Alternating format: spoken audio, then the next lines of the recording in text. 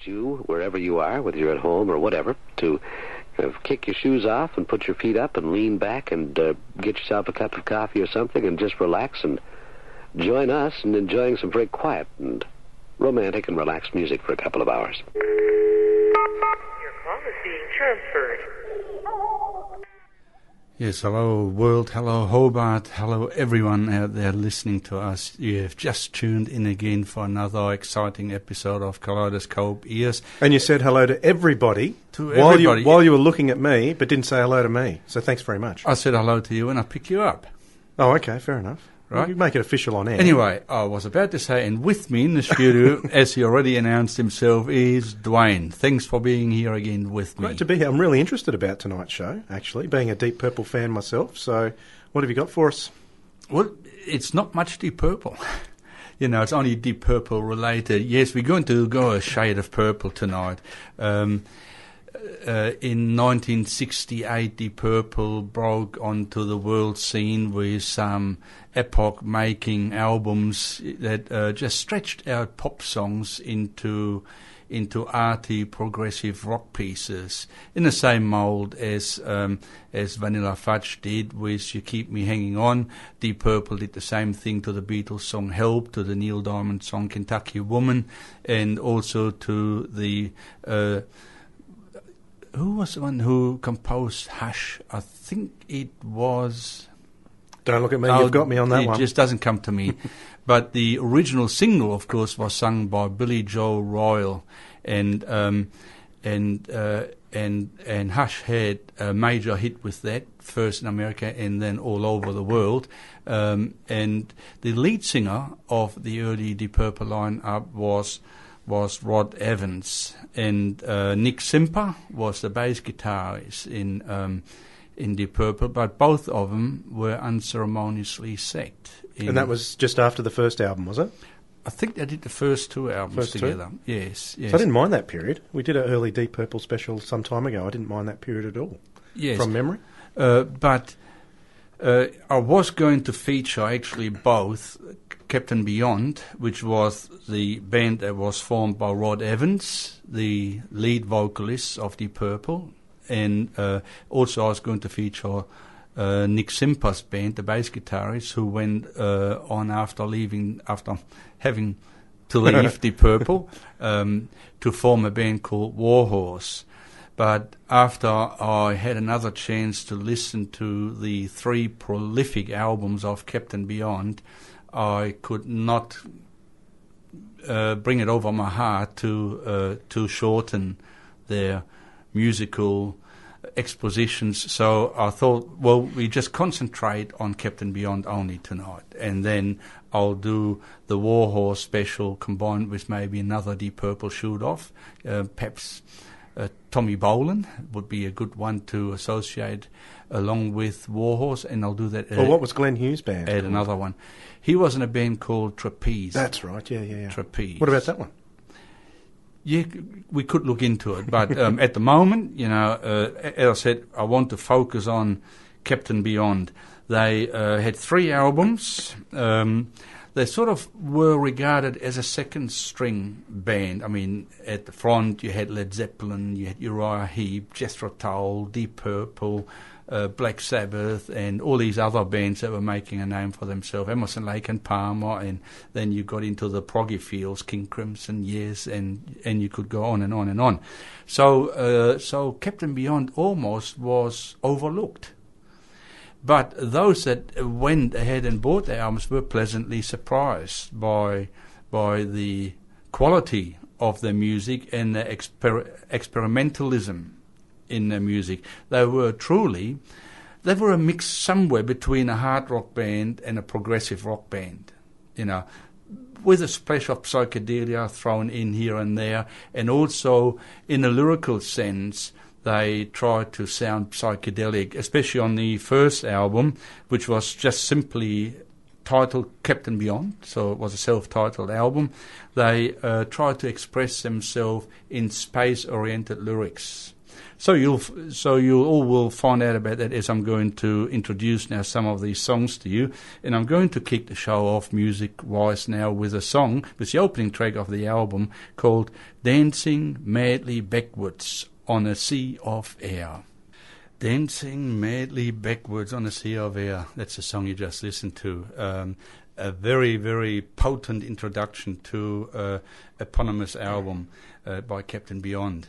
So straight away, your ears pricked, standing on edge. They sure are, Nobby. You said you're going to love this, and you were correct on this occasion. Well, but it's only just the beginning. That's what the carpenter What said. an opening track, though. I can't understand how they were part of this second phase of bands who are sort of the second layer underneath all the classics. They're awesome. Yeah, because for one thing, the band was being automatically compared with Deep Purple. And if you listen to the album knowing that Rod Evans is the lead singer, you will make automatically the comparison, whether you like it or not. Are they as good as Deep Purple, Why did he leave, or, whatever. All these questions come up and you would like to get answers to. But I'll tell you something else interesting about the band. Once you know who makes up the band, you get a little bit more understanding where the quality came from.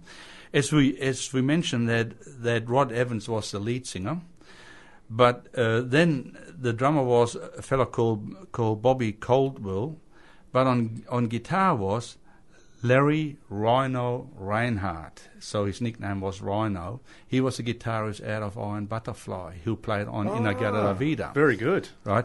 And also the bassist was Lee Dorman, also from Iron Butterfly. Yeah. So you had half of Iron Butterfly in the band. So they're virtually a supergroup, this Captain Beyond. They certainly were, yes. Although I don't think Iron Butterfly was regarded as a massive group at the time, but they've certainly become a cult group these days anyway. Yeah, but another thing is that early on, that was before, I don't know whether it was before or after Lee Dorman, I think it was before Lee Dorman joined, they had Rick Wakeman playing with them. Oh.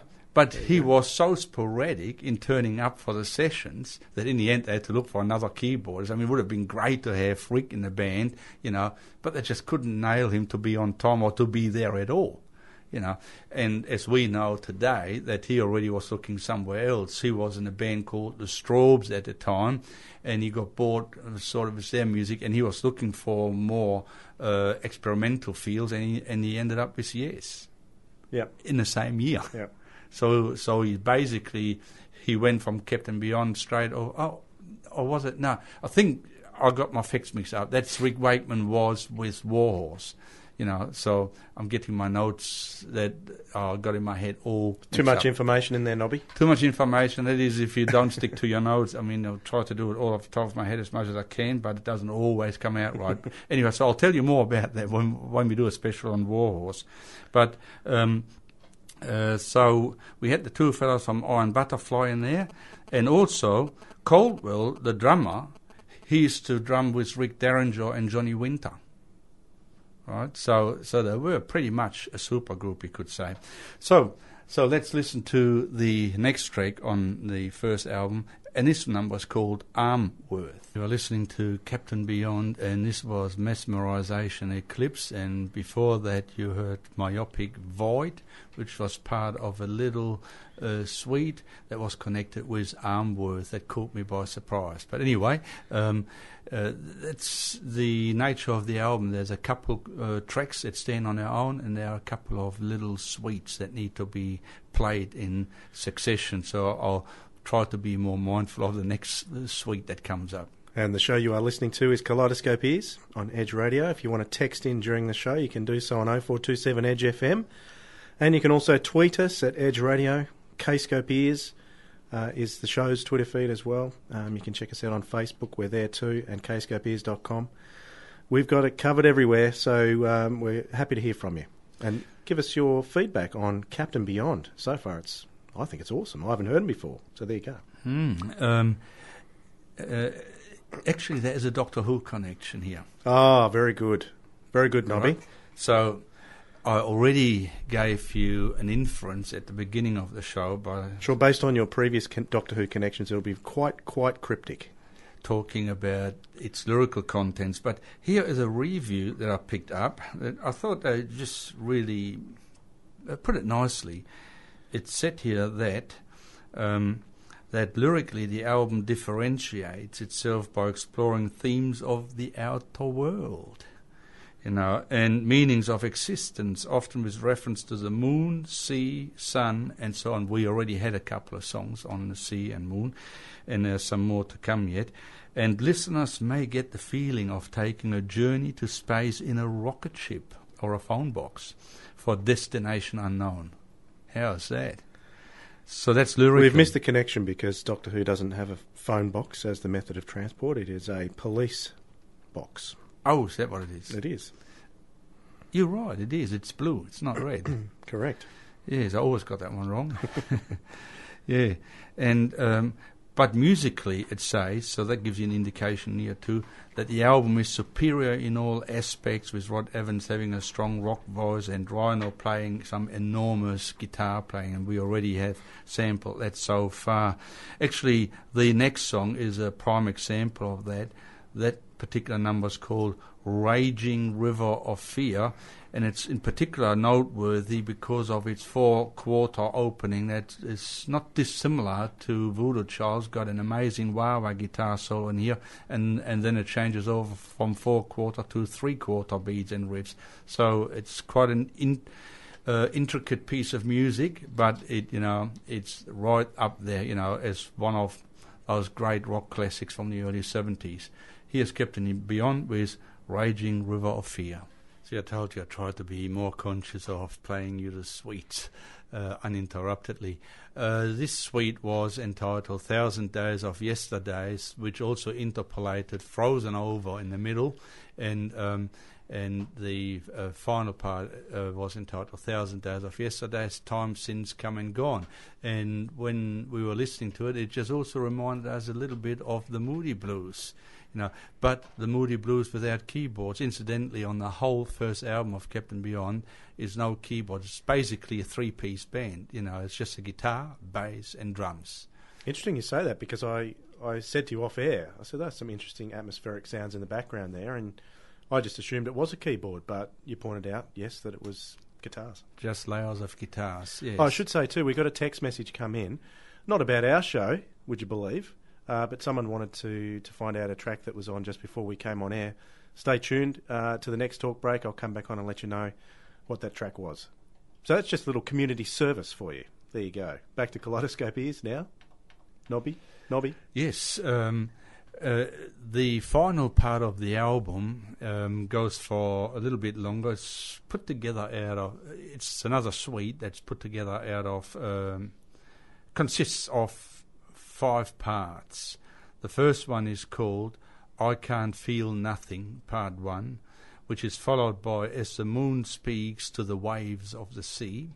And in particular, towards the end of that particular segment, As the Moon Speaks to the Waves of the Sea, pay particular notice to the amazing bass guitar playing there. And that transfers itself then into a number called Astral Lady. There you got your space lyrics back again. And we're still flying high as the moon speaks return, which is the next segment, and it finishes off with part 2 of I Can't Feel Nothing. Well, that was the complete suite by Captain Beyond that completed the first album. So what's your impression? My impression is, yes, Nobby, you have done it again. You have introduced me to another new band from all those years ago that never even knew existed. That absolutely blows me away.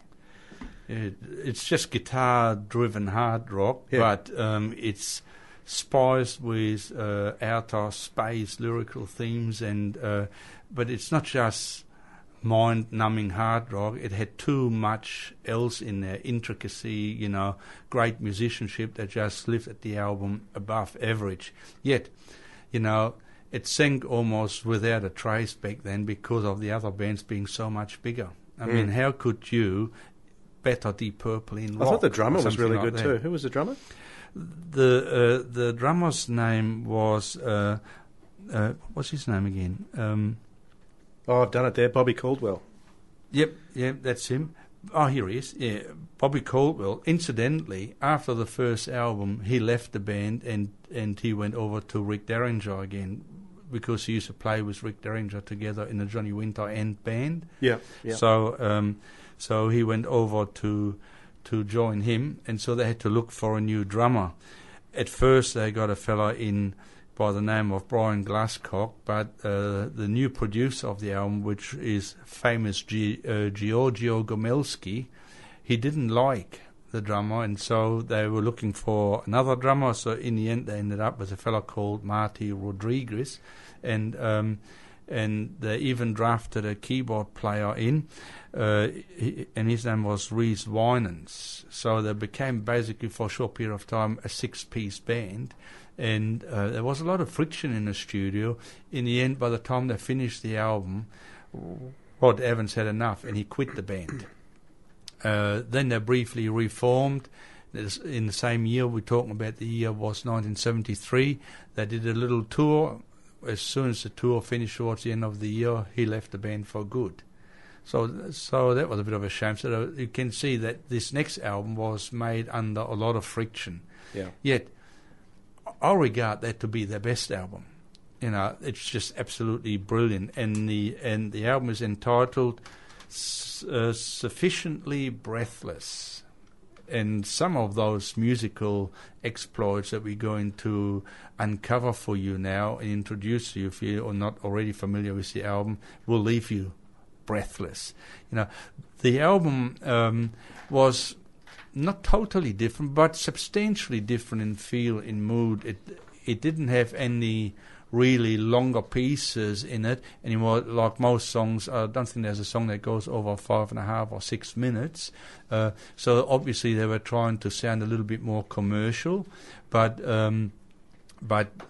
also the mood that was created was a crossover somewhere. Some people have called it a mix between Carlos Santana and Pink Floyd. So that sounds an interesting mix. And if you listen to it, you probably understand better why that comparison has been made. So we'll kick the album off now with the opening track, which is... Before you do, Nobby, Yep. I'll just jump in. Oh, yeah, right. There was a text that we had in. A listener wanted to know the name of a song that was playing an hour ago, which is just before we came on. I had a look back.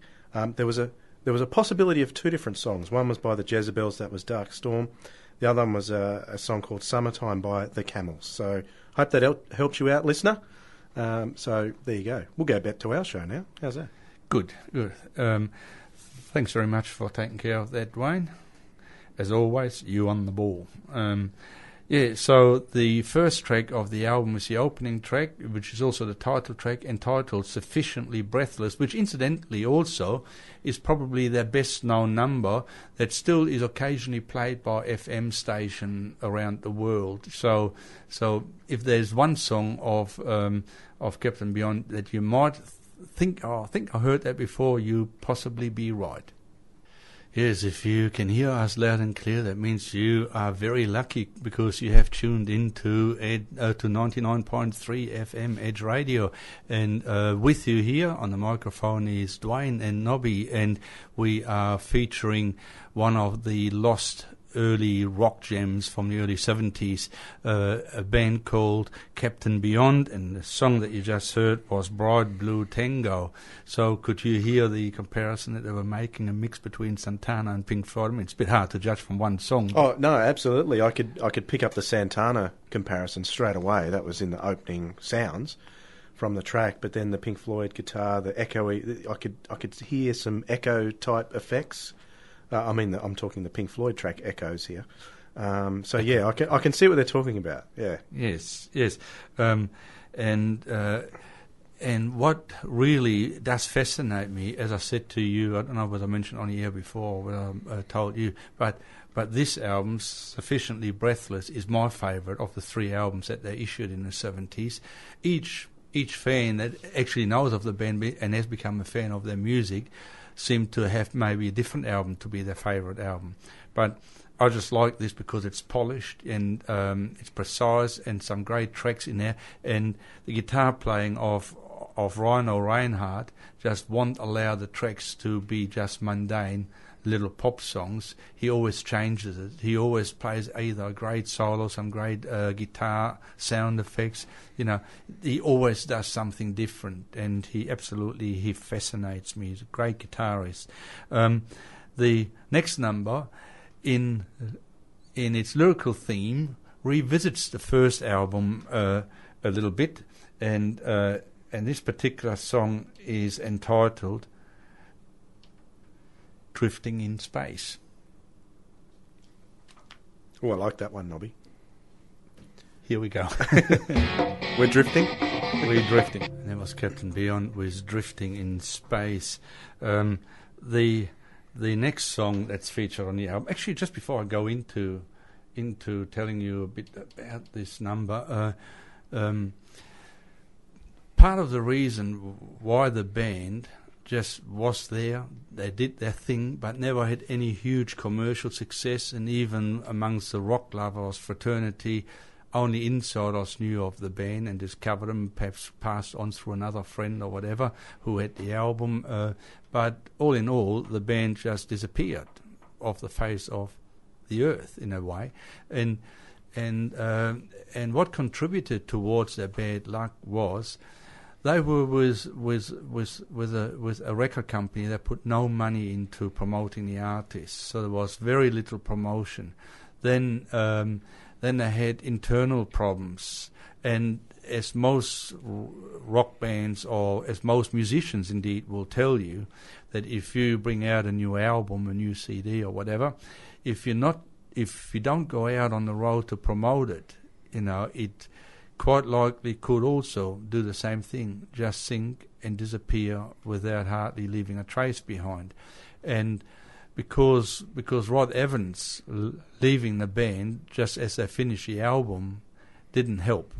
So they only did this really brief tour, as I mentioned before, and by the end of the year the band was completely finished, and all that was left behind was the recorded legacy. But I should mention to you as well that particular tour, they did actually do some live recordings, and a live recording from 1973 had surfaced through their fan club in 2002. So if the album is still available, or if you can get it, I've got no idea. I haven't even got it myself. I only just found out a little while myself that the album, that there was a live album issued in 2002. So that would have been great to hear the band live, especially you just mentioned to me what? I just made a comment off air that they would have been an absolutely awesome band live. Yeah. I mean, last track, great keyboard solo. So since they added the keyboardist, even though there was lots of friction in this particular band, if they'd have found a keyboardist of that calibre to actually take it on the road, it would have been fantastic. Yeah, actually, the keyboardist was Rhys Winans, but soon going to play you a track that's got an organist on the track, and his name is Paul Hornsby. But he's playing the wrong instrument with a name like that, isn't he? Yes, he's playing an organ. Paul Hornsby, yeah. The next song, if you really would have wanted to see the band live, you would have wanted to hear and see them play the next song. To me, it's probably one of the standout songs of the night, if not the best. I don't think you can get much better than the next number, which is entitled Evil Man. Enjoy, because I will. Sounds spooky. Yes, the goosebumper meters in the studios are at an all-time high. Goosebumper meter, come on. Oh, what amazing guitar pyrotechniques by Rhino Reinhardt there. I mean, when he played that great guitar solo in Agata da Vida, it wasn't an accident. It's really a shame when you think about the calibre of musicians in the band, you know, with Rod Evans from XD Purple and and Reinhardt and Dorman from Iron Butterfly, as you said, I mean, they sound like a super group. Yeah. And they were pioneers of hard rock, of prog rock, and yet never got the recognition that they deserved. So in some small way, here on Edge Radio, we're trying to set the record straight tonight. Yeah. You're doing a good job too, Nobby. So, Evil Man, what do you reckon? Loved it. Loved enjoying your goosebumps popping off your arms as well. Ah, mate, I really had to restrain them. They were about to head off into outer space and absorb some star-glow energy, which is the title of the next song. Thought that might be related to the next track somehow. Yeah. And star-glow energy is the number that features Paul Hornsby on organ. And it was Captain Beyond with Distant Sun.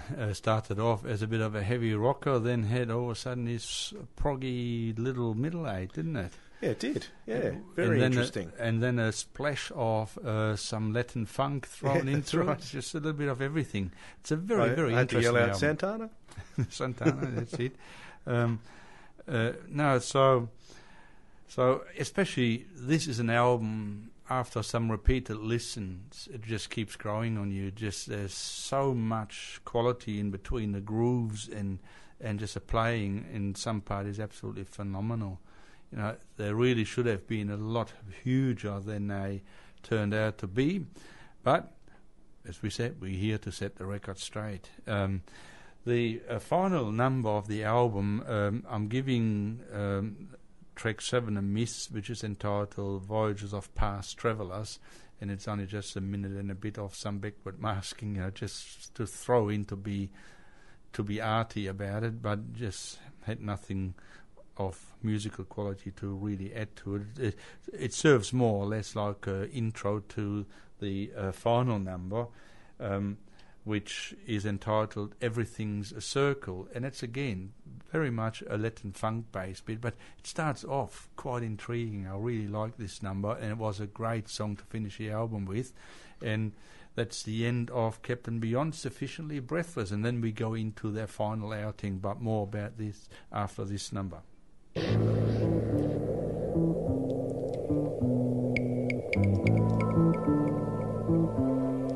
That was Captain Beyond with Everything's a Circle, and that finished off the album that left us sufficiently breathless. The band then split up, as I indicated earlier on, but 3 years later they reformed and had drafted in Willie Daffan on vocals. He was an American, and that made it now an all-American band because Rod Evans, of course, came from the UK, being with Deep Purple originally.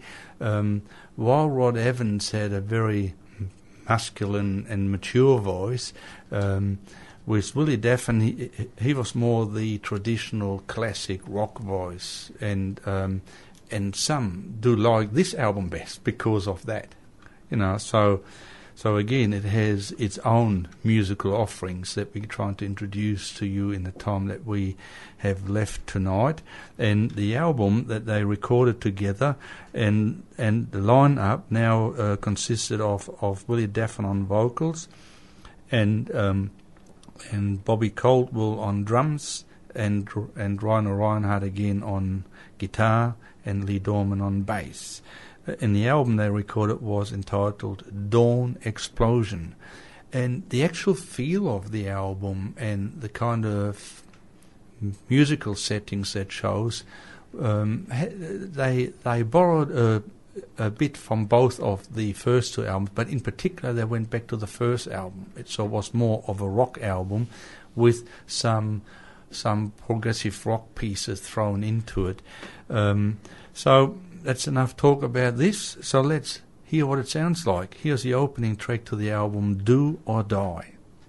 And it was Captain Beyond with Icarus from the Dawn Explosion album, a frantic number, again being led by some very skillful guitar playing by Rhino and some great vocals. Actually, I'm quite impressed with the vocalist. He's different to Rod Evans, but he sounds great in his own right, doesn't he? Yeah, quite different. We naturally compare to other bands, and being 1977, I was thinking of other bands that were starting out around that era. And the style of music and the style of singing, although it was a bit lower than Lou Gramm, I was thinking of Foreigner. They had a similar kind of sound to Foreigner. However, little intricate soloing bits in the middle and proggy, even a few proggy style inserts in the middle of that first track, Do or Die. Foreigner never did anything like that. So once again, well, not once again, I was thinking Foreigner would be an inferior band, in my opinion, to Captain Beyond. They were a lot more commercial. Yeah. I mean, that's not necessarily putting the band down because No, they have not at all. success, but yes, I know what you mean. Yeah, but they're just that similar style of music to early Foreigner, that's what I thought. Mm. Yeah, well, actually, the first album by Foreigner was quite a great rock album, but then it just seemed to have lost the plot a little bit. Yeah. We won't go there. With all our love ballads, I mean, they're all right, you know, just the right time. It's too early. Oh, if only the listeners could see the way you rolled your eyes just then. Right. Yeah, like as if you're having sweet dreams. That's the next number, and that's a beautiful sort of Jimi Hendrix influenced guitar ballad. You know, it's a real nice, beautifully played piece of music. So here's Captain Beyond with Sweet Dreams. Beautiful, competent and intricate playing. You know, absolutely beautiful. It did remind a lot of Jimi Hendrix, Sweet Angel, didn't it? Absolutely, Just yeah. the opening Yeah. bar, absolutely beautiful. Yeah, and then also a nice build-up in the guitar solo, and then it went back to the ballad. Yeah, just a great number. We won't have too much time to feature all of the album for you today because we're quickly running out of time, but the interesting thing about Dawn Explosion is that, like the first album, it has a couple of little suites on it, you know, which consists of numbers that play together, and also they explore the space theme a little bit more. Speaking of similarities to the first album, the original drummer came back. Yes. I thought when I looked at the name Caldwell, it sounded familiar. I just couldn't place it. Anyway, but Dwayne picked it up. Very good. Pleased about that. So I'll just give you an indication here. The last three songs on the album just make up a little mini suite, which all up goes probably for about 4 or 5 minutes. It's entitled Space Interlude, Oblivion, and Space Reprise. And it's the finish of the album, but we won't have time to play all that. But before we going to finish off tonight, I mean, there's one, you know, I thought might as well go out with a big Captain Beyond bang, you know, so the final number is called Fantasy, and it is a standout track. As far as next week is concerned, we keep you posted. We will let you know precisely what will happen by about midweek. We put up a trailer, so you are forewarned. Yep. So keep an eye on edgeradio.org.au or kscopeers.com, or the Facebook or Twitter feeds. If you want to go back and check out our interactive playlist, it's up online right now. If you want most of the tracks that we played tonight, you can listen to again if you liked any of them. There's usually a little YouTube clip with a track next to our tracks on the playlist, so check it out. It's really cool. Yes. So just following the ads, we finish off with the final number for tonight of Captain Beyond, and it's called Fantasy. And it was a fantastic trip tonight. Absolutely, Nobby. Very happy. Okay, goodbye, folks. Talk to you soon again. And thanks for listening and tuning in again. I hope you weren't disappointed. Great band.